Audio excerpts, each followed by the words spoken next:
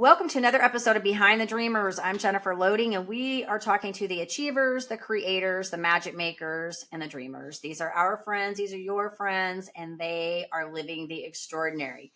Well, I'm so excited about my guest today. She's an accomplished public speaker, a former fashion illustration professor with an impressive background encompassing over 2 decades in the fashion industry. Her expertise shines through her profound understanding of the communication potential embedded, I love this, with clothing choices. So I am so excited to chat with her today. But before we get her on the show, I do want to do a quick shout out to our sponsors. So today's episode is brought to you by Walt Mills Photography. If you are a creator needing post-production, consultation, or promotion, Walt is your guy.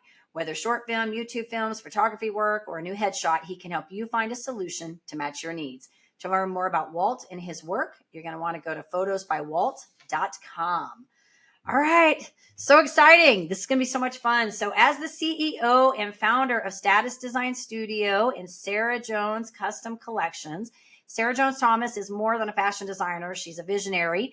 Her dedication to her craft is evident in her innovative approach to custom clothing, a genre where she's recognized as a trailblazer. Having enjoyed success with her ready-to-wear collection, which graced the shelves of over 50 specialty boutiques nationwide, Sarah's focus has shifted toward providing direct-to-consumer offerings. Her line is tailored to the modern woman who aspires to effortlessly, I love this, exude a polished appearance in every situation. So Sarah, welcome to the show. I'm so excited to have you here today, and you look amazing, by the way. Well, thank you, Jennifer. That's so sweet of you to say. I'm excited to be here. Love your show. So thank you for having me on. It's going to be so much fun. So, and I know funny story, because, the day I met you, it was like all these people, we have like all these mutual connections. And, I'm going here and I'm going there, and everybody's like, you need to talk to this Sarah girl, and you've got to talk to this Sarah girl. And I keep seeing your stuff. And finally, we just got connected in the right place at the right time. And I'm like, there she is. That's the person that I needed to meet. So I'm excited to have you here today and talk about your journey and what you've got going on. And so I want to open this up and just tell us a little bit about what you, like, how this came about for you, like what you got going on here. Well, it depends on the long version and the short version. The short version is I've always loved everything about the fashion industry. I was a tall, lanky kid. I was like, ooh, modeling, that'll be good till I'm like maybe 26 max. And, but I've always loved clothing and apparel, and it's just always been super fun for me because I feel like it's costuming. It's who do I want to be? What do I want to look like? And, have always kind of recognized, my mother told me early on, and this was kind of the mantra I grew up with, was dress how you want to feel. If you're having a bad day, do not roll out in sweatpants and, put on a skirt, put on some lipstick. Something is much better all day for someone to say, oh, you look so cute, or, oh, I love that shade of lipstick, than say, are you okay? Do you feel well? Like, are you ill? And that really stuck with me, just seeing it as a tool, seeing it as the cause and effect and different things like that. But I always loved the apparel industry and just how things are designed in the way fabric stripes and different things like that. And so I did study fashion design in college. That was the direction I took, and really enjoyed it. Really enjoyed it. My senior year at UNT, I went to school in California and at UNT. They had these series of different, it was like a scholarship competition. And then we also had our end of year, the class thing. And I got awards in both of those and everything. And that was really the first time that I was like, oh, because again, my classmates were full of everybody wants to be a fashion designer. All of these people did. So that was the first time that I felt encouraged, like maybe I'm going in the right direction. Maybe other people like what I'm doing too. So that was very, not to get into too many of the details, but for that. And then it's been a wild ride. My dad was an entrepreneur. And so I think even though, I saw kind of some of the struggles of that, it didn't seem like a specific deterrent. I think, I didn't grow up with parents that were the 9 to 5, this is what you do. It was always seemed a little bit outside the box for that. So I do feel like that helped me pursue what I wanted to do, and not all the people that told me I should be an engineer. It was like, that sounds really boring and things like that. So it's been really a great that's kind of how I got started, on top Yeah. of not being able to find clothes that fit me as a high schooler and stuff. And like, maybe I need to learn how to make pants. Yeah, So. I love that. Well, and you said a couple things that I think are really interesting because my background, I was in Mary Kay. I was in leadership for a very, very long time. So I was with that organization for like 22 plus years. And one of the things, we always talked about was image, like how you show up and present yourself, and so much into even like how you answer the phone. Like if you're feeling bad, you don't want to be answering the phone. And so I think there's so much truth in that, what you said very early on about what your mom said about, don't trust, like how you're feeling, right? Because if you're feeling, in a bad space and you come out dressing in a bad space, you're going to feel that way all day long, right? So there's so much Mhm. behind the power of that. And so, I think that's so true. And I remember working with my team all the time, and telling them that you get up and you get dressed. Even if you're working from your office, you get up, you put your clothes on, because if you're sitting in your shorts or in your pajamas and you're trying to carry business, you're just not going to be in the right space to do that. So I think that that's an awesome thing that your mom talked to you about. I love hearing that. I think that is so awesome. And I think too, with you saying, kind of stepping out of the box with your parents being entrepreneurs, because I also grew up with entrepreneur parents. And I think we just sort of kind of think differently sometimes. We see things differently. And as a young child, I always talk about like, I wasn't doing fashion. I did like playing with my fashion plates, but that was probably the limits of that with my Barbies. But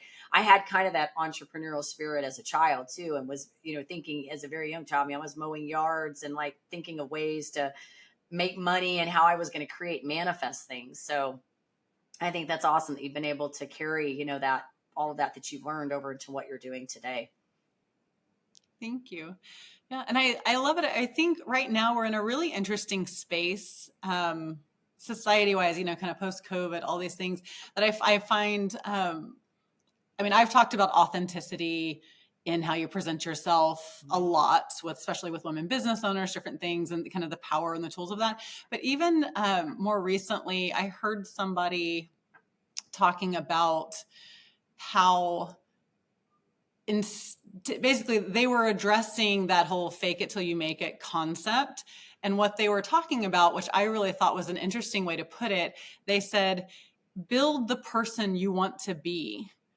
Build that, like, think about where you want to go and what you want to do. And then it's like, well, what are the building blocks to get there? How do you develop yourself into that person that would be in that role, that would get that job, that would be, you know what I mean? So where it's like, there's not the pressure to where you don't have to be, the CEO of a multi-billion-dollar firm right now, whatever your goals are, but start looking at what that takes and how do I turn myself into that person? How do I develop myself into that person? And, I told you, I mentioned a lot about your wardrobe being like a tool, especially for entrepreneurs, women business owners, anybody. It's a really great communication tool to show your authenticity. So where when everything you're saying, as this is what I can provide as a business, this is what I can do for you, this is who I am and what I do and what I stand for. If everything that they're seeing is congruent and in line with what you're saying, then it makes sense. Then it's like, well, yes, of course you can do that for me. Of course I will trust you with this, whatever it is, because their subconscious isn't fighting it, as opposed to when they said all the right things, they did all the right stuff, but I don't know, I think I'm going to go with this guy over here, just something, I don't know, and that's when people talk about like vibes and energy and all the things. That congruency is really, your subconscious mind cannot not be evaluating the person they're talking to. And so that's, again, just another example of how powerful a tool it can be. Yeah, that is so true. And you're right, because, I had somebody come up and tell me one day on my show that, or actually I saw this person at a networking event, and he said, it was funny. He said, one of the things I like about you is that you're the same on your show, off the show. I'm pretty congruent all the way across. Like, it's like what you see is what you get with me. I'm pretty raw and honest about things. But I think you're right about the clothing, because I just had this conversation with somebody the other day. I was talking about how, sometimes like I'll wear a dress with my Converse, and I always have to be a little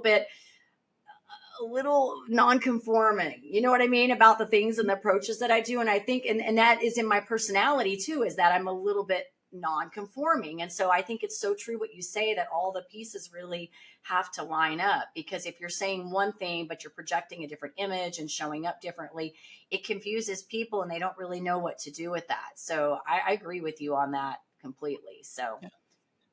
No, absolutely. And it's as simple as when you think about, I mean, different professions, different people, but especially when you are of a more independent or free thinking or, like an entrepreneur, your whole, what you're doing is you're telling people, why am I different from these things that are available in large scale with large companies? Like, what makes me different?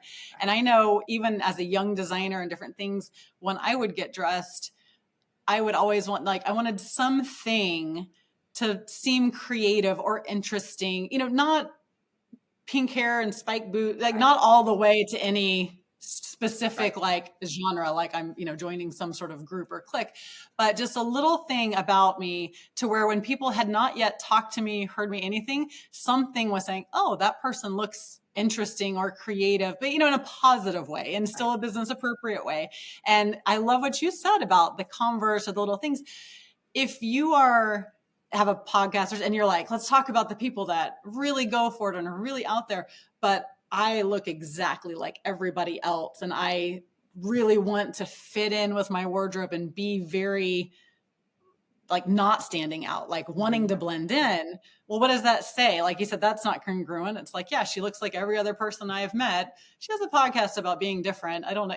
Does that make, so Yes. I love that you said that you're mindful of, this is me and this is how your personality comes across. And that's exactly the point, is that I feel like people can use that tool as if you're building a personal brand, an actual brand, whatever your business, your personal things, but even just, the layperson, anybody, having little things that are uniquely you, to where when people see you, it's like, oh, that's such a Jennifer look. That's stuff, to where you're not like, oh, why are you wearing something different? You're dressed up in somebody else's outfit. Like you're in somebody else's thing. So I think that's really interesting. Well, by the way, I do love your stuff and it's gorgeous. I've looked at some of it. So it's very, I like it. I'm going to say that. I want to come check it out when you're either on the 25th or whatever, when you have your stuff. I want to come see some of it. So I love it. But you're right. I do think we all have to have our own little thing that is our thing, our own little brand that makes us unique, because you're right. In a business where we're being dominated by people that are doing the same things as us, it's easy to get washed in, right? And you want to be different. You want to stand out and you want people to know you for who you are. And that's why I said, in the beginning, that everybody kept telling me about this Sarah Jones. Who's this Sarah Jones girl? I've got to find her because I keep hearing her name. It keeps coming on my desk. See, because you are making an impression on these people about you're trailblazing, you're doing something different. And that's what you want to do. You want to stand out. So congratulations. It's an awesome thing. I love it. No, I had a question I was going to ask you, and then I just totally lost my mind. Like when I do this, sometimes we get onto these like conversations in the podcast, and that's why I love it, is that we can do that. We don't have to have a professional like script and record this out, scripted and everything. We can just be free spirited on this show. So I love it. Okay, so you're an entrepreneur. I do have a question. Tell us like what this experience is like for the woman. Say she's coming to check out your clothing line, maybe for the first time. And I know you tailor this, you make it specific to fit them. So what's this experience like for them?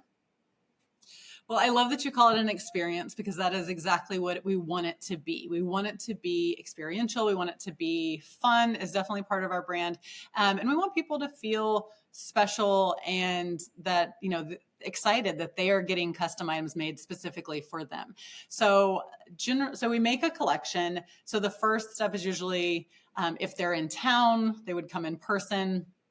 And again, we have samples and collections, different things they can look at as a starting point. And usually we will start kind of with style, what they have in mind, what kind of pieces they're looking for, are they looking for more business? Are they looking for evening? And we may have had that conversation before they come sometimes too, but basically start looking at styles. They start telling me kind of what they like, what they don't like, different things like that. And then whether we start with that or not, at some point we will take their measurements and we'll create like a client profile for them, to where I have all of their measurements that I would need to make pretty much anything. Especially like sometimes I'll have clients that fly in from out of town because they really want, to get started. But then once I have all those measurements, then they can like, oh yeah, I want either this jacket in another color, or I love that, just make it fit me.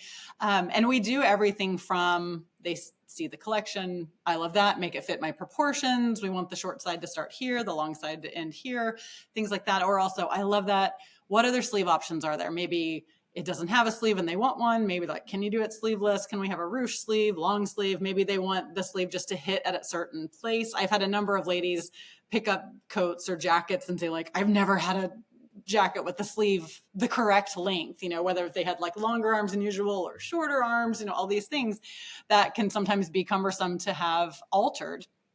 And that's really fun for me that it fits their body style, and we talk about how fitted do you want this? Do you want it, because different things, they might want it really fitted. They might want it more, body skimming or looser, all the different styles. So each piece will go over the details of, where you want the sleeves to hit, where you want the jacket. So that's the customization, personalization part of it.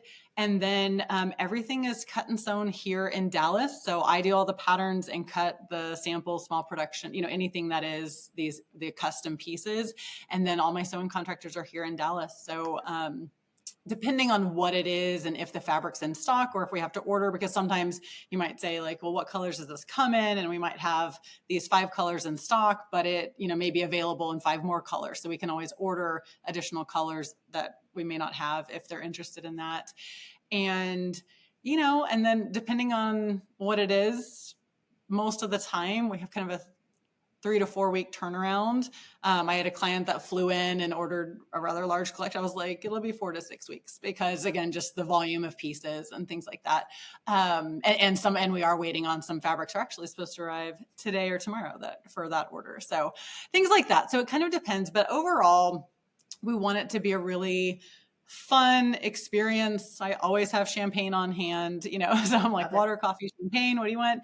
But, and that is a personal shopping appointment. We also have started doing these monthly shopping happy hours, which is a great, fun, social way for people to come see what I do, what kind of styles, see other people engaging with the clothes too. And I always encourage people to invite friends because women have a lot of fun shopping with their friend, and especially people that know them well, because they'll be like, oh my gosh, that's so you, like you need that. Or even people that are trying to push their wardrobe in a different direction. Like I need more of this. Like, yes, let's start building this into my wardrobe in different looks.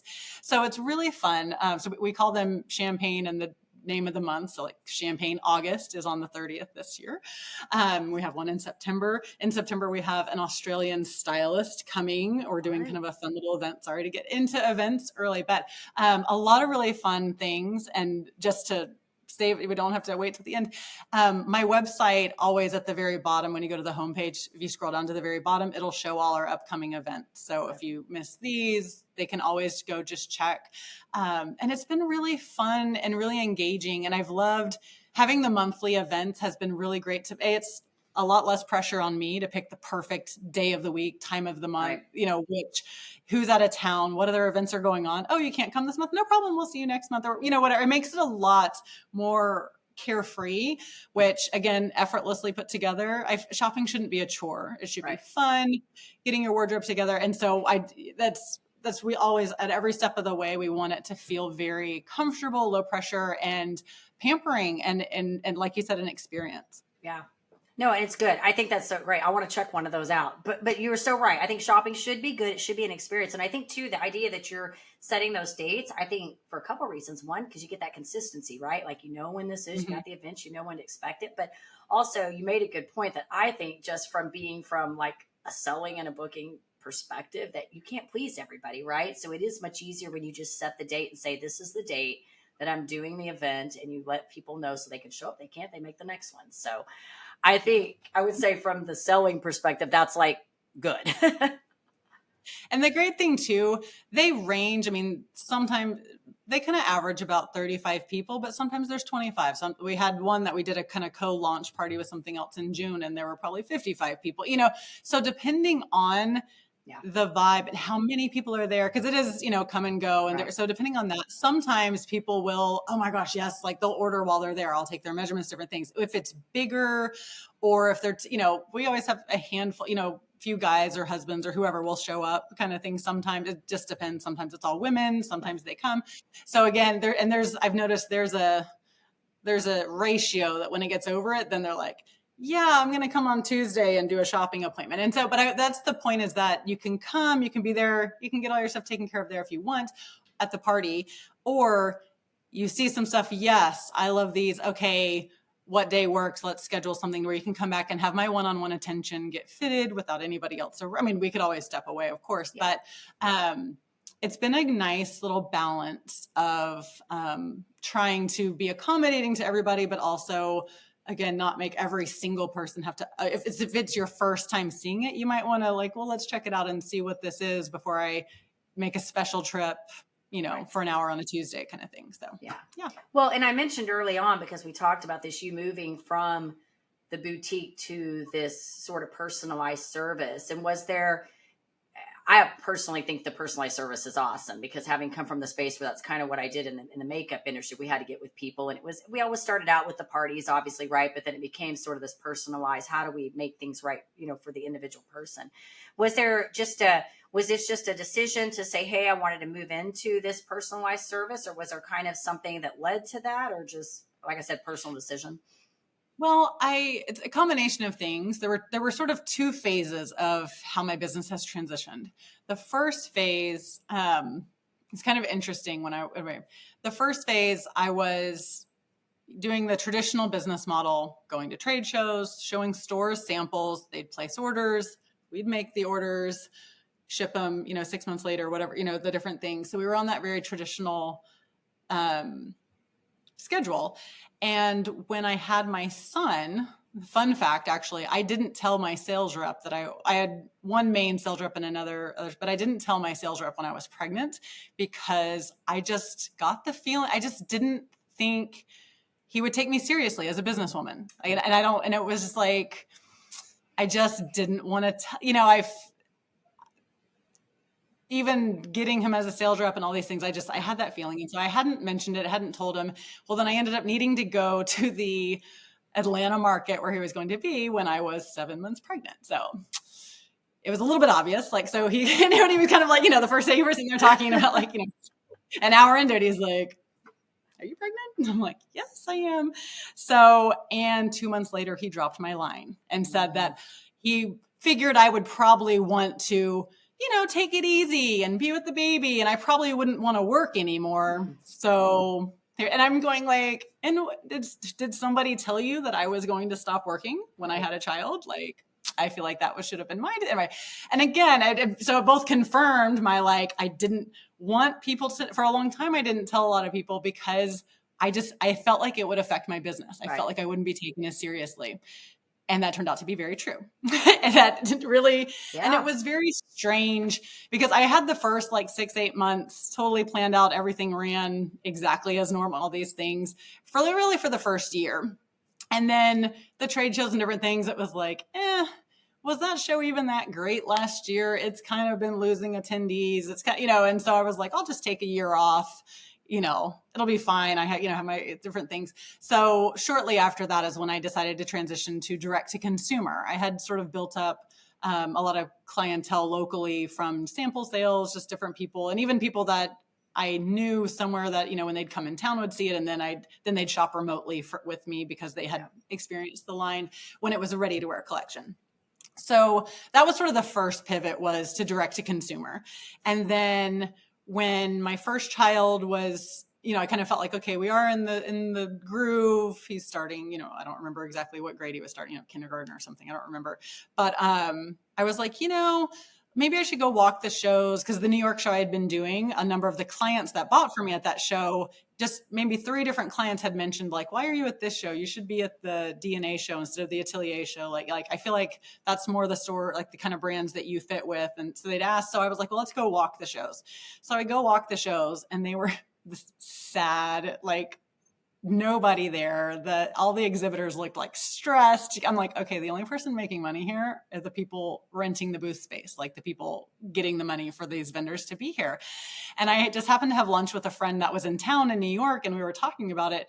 And he's like, okay, how much does it cost for you to do the show? Plus this, plus it's wholesale. So you're relying on volume, like all these things. And he's like, if you put like half of those marketing dollars into just retail, like direct to consumer online, he's like, you'd get your money back after you like sold 20 shirts, and I was like, you're right. This is a lot of activity and a lot of expense and a lot of effort, because again, you're going Right. on volume and different things. And I was like, and it really has just a little bit of payoff for how much work and effort is into it.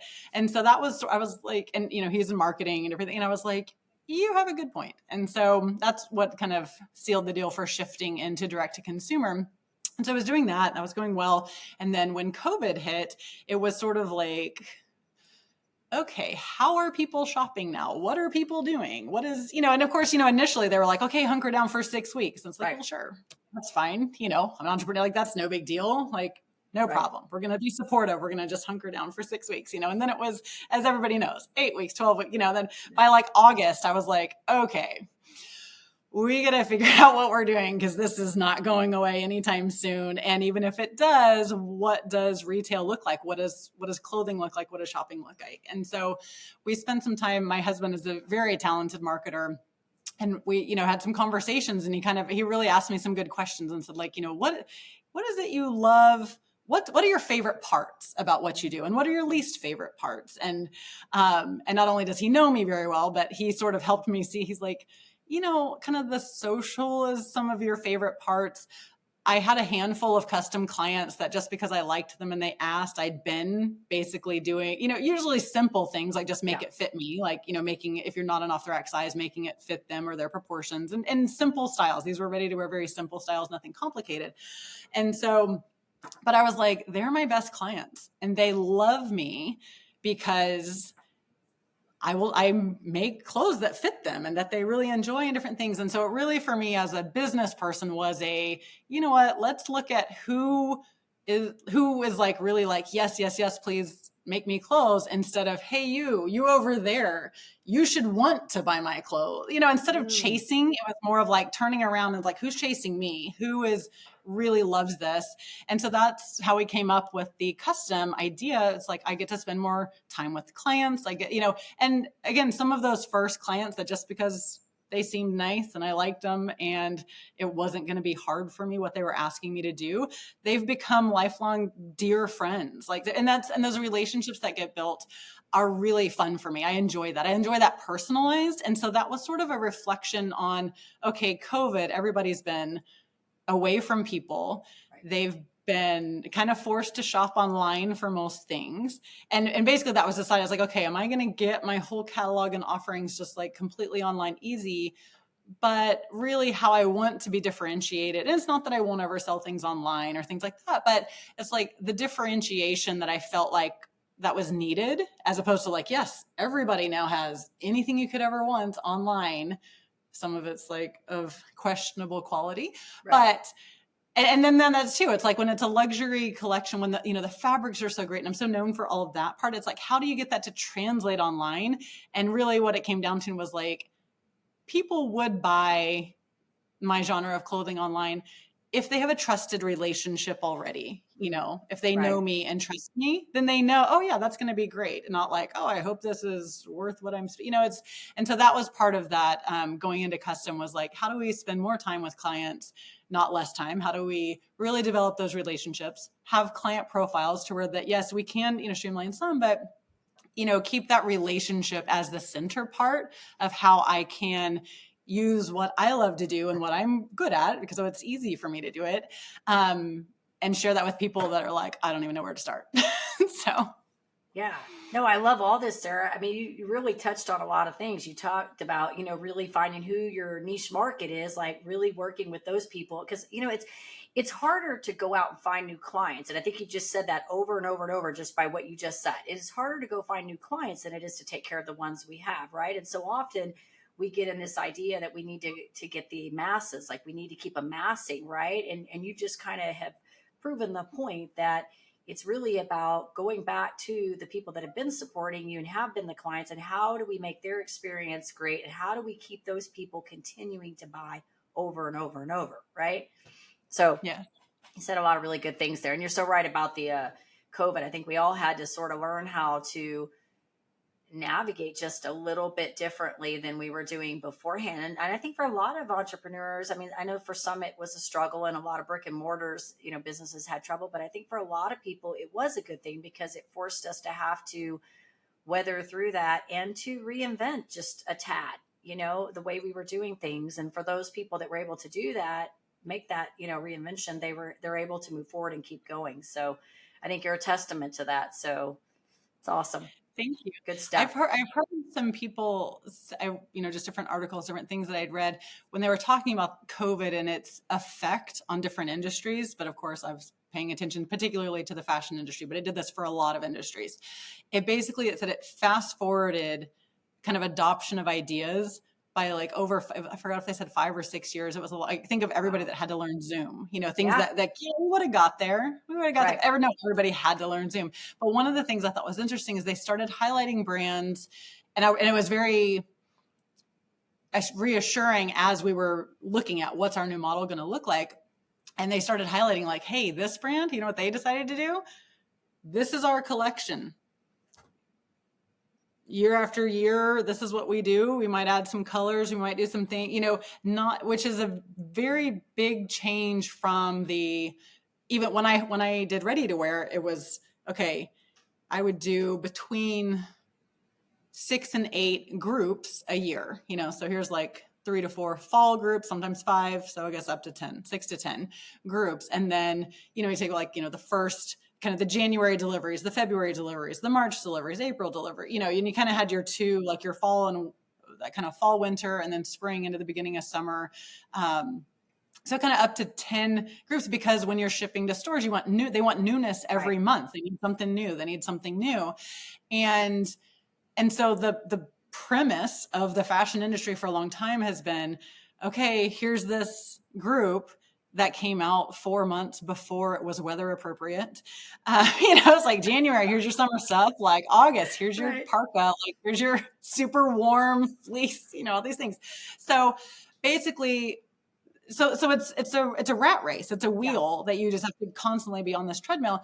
And the thing that I loved, and what we decided when we were doing the custom, is like, okay, we're going to have a couple of collections. And again, because you can change out the sleeves and the necklines and the hemlines and everything like that. But it's like, let's have some fabrics that I can get, and therefore you can get year round. Like our Luxe Ponte is one of them. It's a great basic fabric, but it looks really nice. It wears nice. It's comfortable. It's flattering, like all of the things. And then you have different styles and everything, and different colors as they come, because even some of the colors, like, okay, they're not making that color anymore.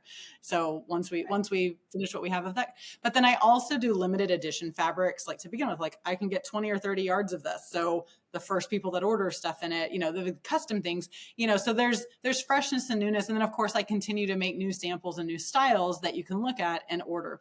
But it was very validating. And they kind of said, that's the direction, because that also, it eliminates waste. Both being the cut to order custom eliminates some of the negatively impacting the environment things of the fashion industry in general. So there's so many business practices in this that by default, just because it's good business, also are great for the environment and reduce waste. And there's, just less waste is the best way, because it's the industry that it's known for so much. Like, okay, we made all these clothes, we sold half of them, the rest go to this discount store, and then the rest go to the landfill, and then the rest, it's for that. But making, and then also because I love fabric so much, when I have these limited edition fabrics, it's like, okay, I don't want to cut them until it's like for somebody or different things, because they seem precious to me, that I love them and they're so interesting and unique. Versus I have had times in the past with my ready to wear collection where okay, I can get 20 yards. So I sewed up small, medium, large of this thing. And then here, lo and behold, here comes, okay, you only have a small left. Oh, I need a large. And really, I'd love that fabric in that top. Yeah, I sewed it up into these garments for nobody, and now there's no more. So that's a joy for me to be able to not waste the fabrics that I see as amazing and unique and special, but also to then have them available for the client that wants them. It's just for me, it's a better cycle of responsibility. It makes sense. Yeah, absolutely. Makes sense. And I think the beauty of this, Sarah, in listening to all of this for me, if I wanted to sum all this up, I think it's, you have really tapped into where your strengths are. And I think that's what's so important when we're doing these endeavors, is finding out like, hey, where are we really good? And you're good at the relationship building and working with your clients and designing things and curating things for them. And so I think that that's important, when we get to that place as an entrepreneur where we can really tap into what are the things that we're not good at, and maybe delegate those things, find the things where we're really good, and like go super mega driving on those things. You know what I mean? And so Mhm. I love this. I love everything that you're doing and that you're getting to do it. I do want to ask you kind of a fun question, because this is sort of, I would say this is an entrepreneur podcast. And it's all about like, the what you do, what led you here. And we know that entrepreneur, it's a journey. It's an up and down roller coaster. And then hopefully if you stay in long enough, the roller coaster keeps going upward, right? I would love to know though, what you have learned about yourself through this journey as an entrepreneur. So many things. I mean, part of it is learning. Discipline is something that you have to learn as an entrepreneur, and prioritizing time management. There's so many things that you can, what I've learned about myself, I think, just like you said, realizing my strengths, like knowing that I am a very social person and finding ways to make that a positive thing, finding ways to bring that out. But also, I think really just learning about myself that if it's something that I'm not naturally predisposed to, that I can develop that practice if it's going to help me get where I want to go. Yeah. Or so. I don't know if that was too vague. No, I like that actually, because that's the way that I do things. I was talking to somebody about that the other day. I said, my philosophy in business is do what you need to do to get where you need to do. If you need to learn something, figure it out. You don't have to be good at it, just figure it out. And then if you got the money and the resources, delegate it to somebody else. But if you need to get it done to get the job done, do what you got to do. So I like it. I love it. It's totally awesome. So what's coming up? I know we talked earlier a little bit about the events, the social things that are coming. So tell us a little bit about, because I know you've got some things coming up and we want to get this out and make sure people know about it.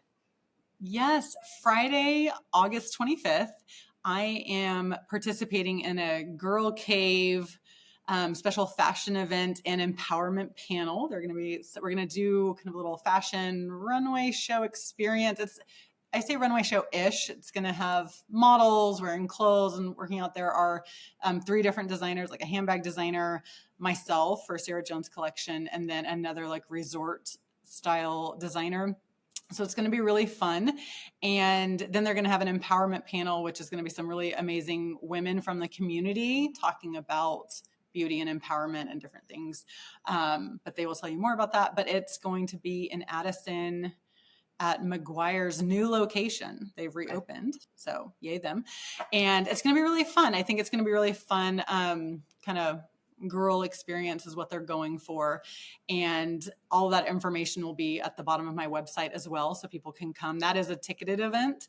But I also, as we mentioned, I do a monthly shopping happy hour that's like bottomless champagne, plan your driving accordingly on how you are. No, we've never had an issue. It's always been really fun. And that's on the next one is Wednesday, August 30th from 5 to 8 p.m.